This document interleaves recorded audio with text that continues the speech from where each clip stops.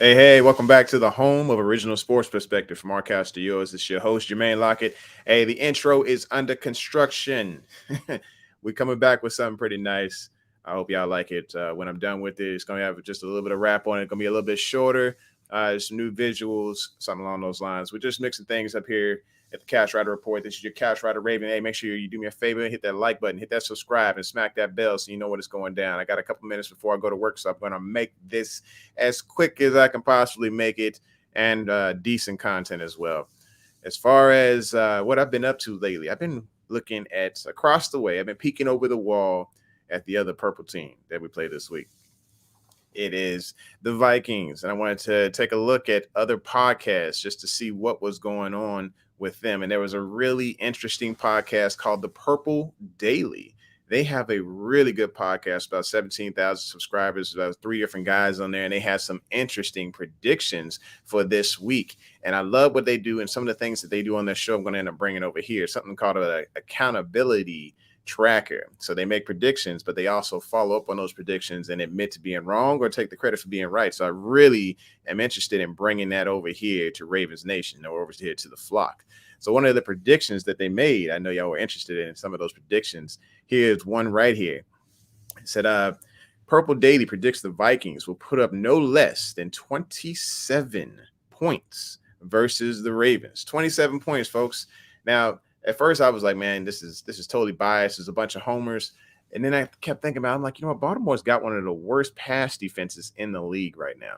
Last year, it used to be the Vikings. And now we have claimed that title as worst pass defense in the league.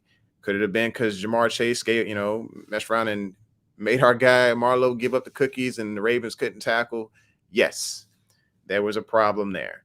And yeah, okay, the Ravens gave up a great deal of yardage, and that caused a problem. And everybody right now thinks the barn doors are open on this defense in the secondary. Now, it was up to John Harbaugh and Wink Martindale to take care of business to make sure that this is not the problem in the future. But right now, the Vikings fans feel confident that the Vikings are going to put up 27 points against this Ravens defense. We'll see. Let's move on to the next point. Let's see. At Purple Daily, they really dislike Mike Zimmer, and they think this is his last rally game in order to save his job.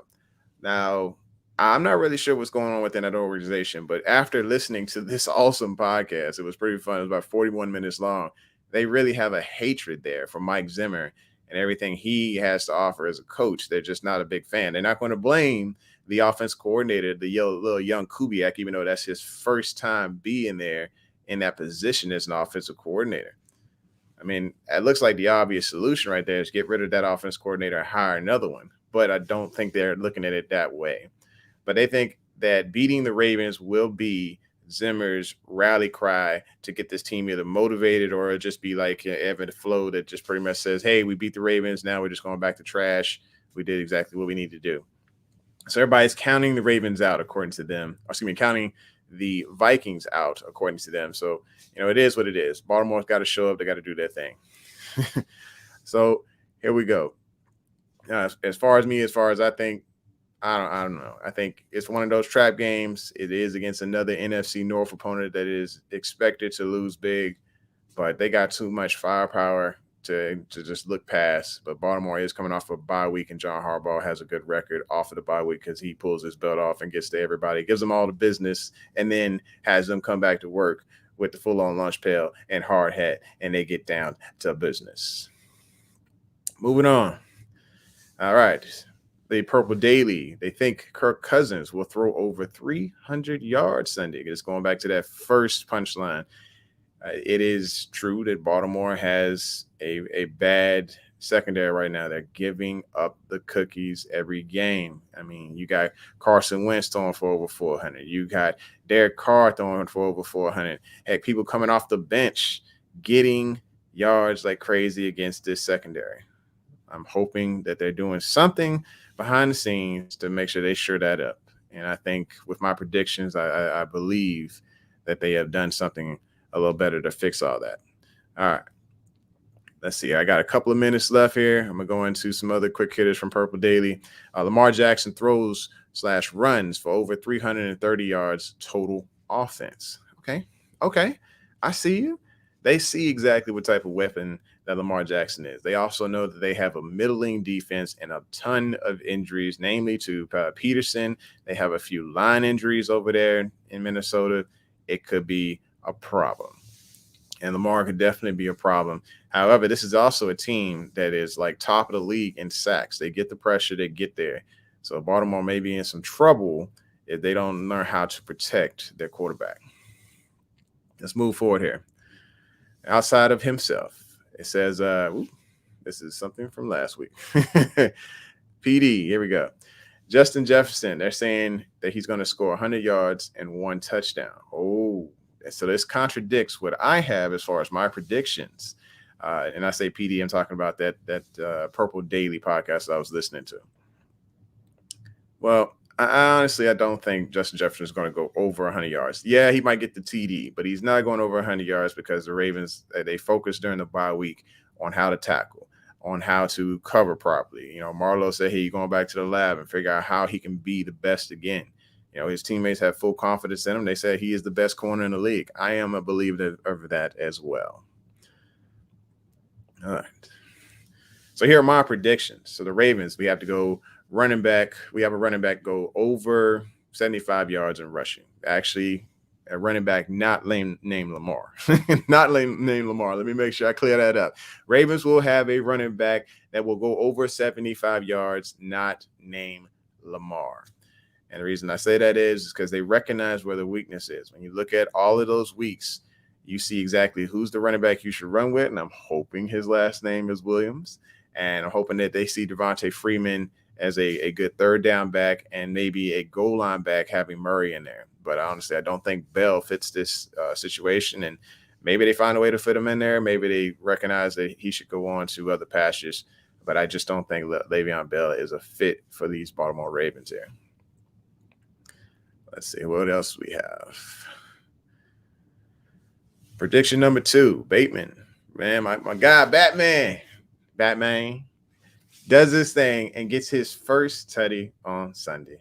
I think the first down machine is finally due to get a touchdown. It's going to be a glorious day, and I think M&T is going to explode when they see this guy finally get his first touchdown because it's the start of a lot of great things to come. I'm looking forward to seeing Rashad Bateman do all he needs to do for this guy right here.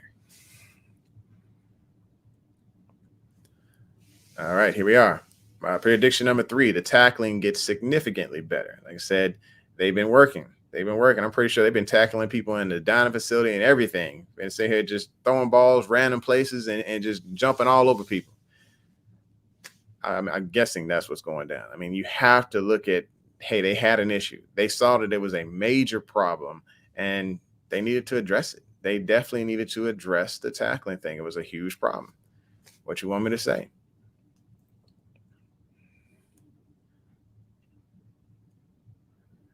And then our final prediction.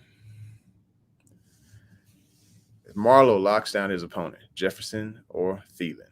Yeah, y'all had to forgive me for the spelling there. I just woke up, folks. I just woke up. But yes, he's going to get significantly better against his opponent, whether it be Jefferson or Thielen. This guy definitely hones his craft to make sure he is the best in the league. And I think he may have a punch out. I might have to write that one down. He may have a forced fumble this weekend. Don't quote me on it, but I think I'm just gonna go ahead and write that one down. Say, hey, Marlo has a forced fumble this weekend. He gets back to his normal self. The Ravens, they get their tackling significantly better because they know that if they don't, Cook is going to have a heyday, or whoever those running backs are back there are going to have a day against this Baltimore Ravens defense. You saw that the Ravens gave up the cookies against Mixon and against their backup running back. I want to say it was Perrine. On counters, they were able to simply stretch that line and then break it back in towards the middle of the field, busting up the A gap for huge gains against the Baltimore Ravens. At least that's what the Cincinnati Bengals were able to do before they got dismantled by the Jets. And Mike White? Oh, yeah, good times. I'll still be giving Cincinnati crap for that, even though they come back on the AFC North page, the AFC North Trash Talk page, and they come back hard. You got to have a real thick skin to be in there when they talking all that trash. Anyway, those are my predictions for this game here. We want to go back through and review. I want to say, Marlo, he recovers and has a decent day. We have a running back over 75 yards. It's not named Lamar. Rashad Bateman gets his first touchdown, and the tackling gets significantly better. And it's just going to be a Ravens win. It's going to be a close one, more than likely. I'm going to go ahead and go with 31-25 Ravens. That is my score prediction. Make sure y'all go ahead and hit the like button, hit subscribe, and smack that bell so you know when it's going down. Y'all take care. I'm out of here. 2 claps. I can't fade to black because I'm on live. Peace.